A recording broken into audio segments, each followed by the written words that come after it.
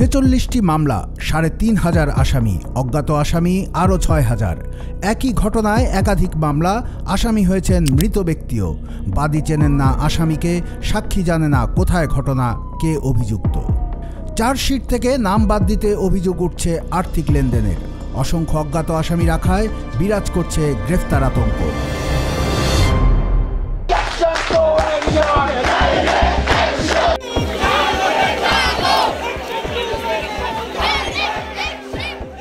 ছাত্র জনতার অভ্যুত্থানে শেখ হাসিনার পতনের পর থেকে 12 ডিসেম্বর পর্যন্ত কুমিল্লায় হওয়া এই 46টি মামলা নিয়ে যেন অথৈ সাগরে পড়েছে কুমিল্লা জেলা পুলিশ।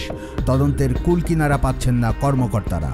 একই আসামির নামে ভিন্ন জেলায়ও মামলা হওয়াতে তৈরি হয়েছে জটিলতা, গতি পাচ্ছে না তদন্ত।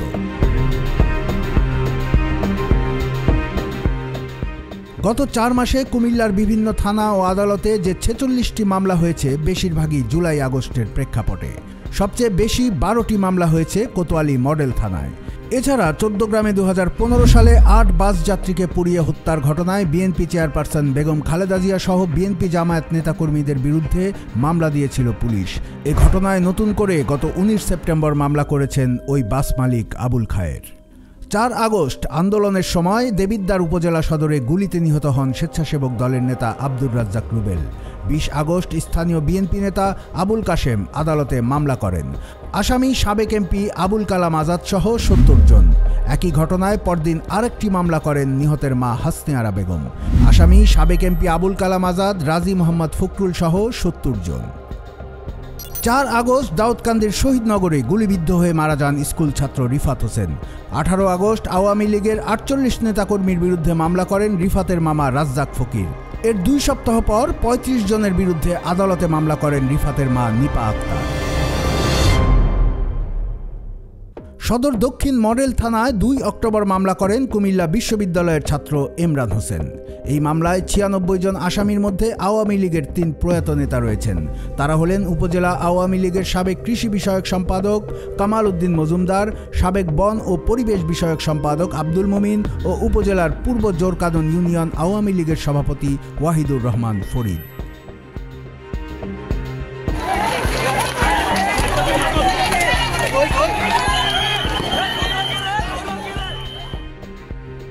চার আগস্টের ঘটনায় কুমিল্লার কোতোয়ালি, সদর দক্ষিণ মডেল থানা এবং ঢাকা ও চট্টগ্রামে একাধিক মামলা হয়েছে। তবে আসামির তালিকা ঘুরে ফিরে একই। সদর দক্ষিণের বেলতলি এলাকায় গুলিতে মাসুম মিয়া নিহতের ঘটনায় 18 আগস্ট মামলা করেন আব্দুল হান্নান। আসামি কুমিল্লা সদর আসনের সাবেক এমপি আকম বাহাউদ্দিন বাহার, তার মেয়ে সিটি কর্পোরেশনের সাবেক মেয়র তাহসিন বাহার সূচনা সহ 62 জন। 4 নভেম্বর চট্টগ্রাম সিটি কলেজের সামনে হামলার অভিযোগে 265 জনকে আসামি করে মামলা করেন মোমেন হোসেন জয়। আসামির তালিকায় সাবেক ভূমি প্রতিমন্ত্রী সাইফুজ্জামান চৌধুরী জাভেদের সঙ্গে আছেন বাহার কন্যা সূচনাও। 19 জুলাই কুমিল্লা নগরীর দক্ষিণ চরথার তালতলা এলাকায় হামলার অভিযোগে সাবেক এমপি বাহার, তার মেয়ে সূচনা সহ 225 জনের বিরুদ্ধে মামলা হয়। একই দিন ঢাকার মোহাম্মদপুর বাস স্ট্যান্ড এলাকায় হামলার অভিযোগে মোহাম্মদপুর থানায় 233 জনের বিরুদ্ধে মামলা করেন মোহাম্মদ হোসেন। সেখানেও সাবেক প্রধানমন্ত্রী শেখ হাসিনার সঙ্গে আসামি হয়েছেন বাহার, সূচনা সহ কুমিল্লার অন্তত 40 জন।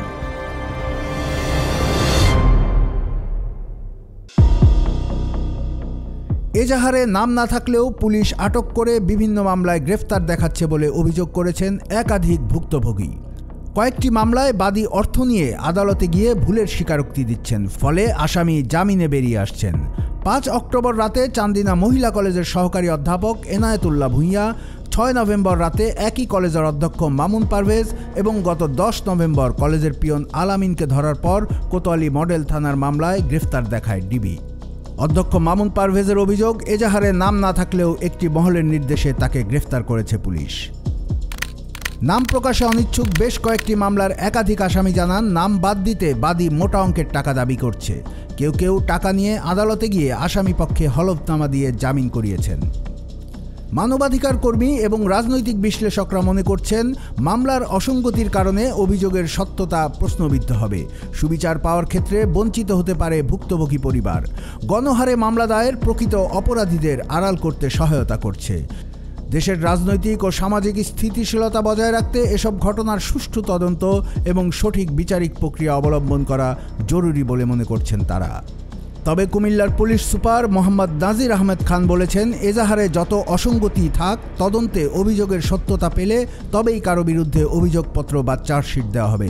তিনি জানান, মিথ্যা অভিযোগে কেউ যাতে গ্রেফতার বা হয়রানি না হয় পুলিশকে সে নির্দেশনা দেওয়া হয়েছে। কুমিল্লার কাগজ নিউজ ডেস্ক।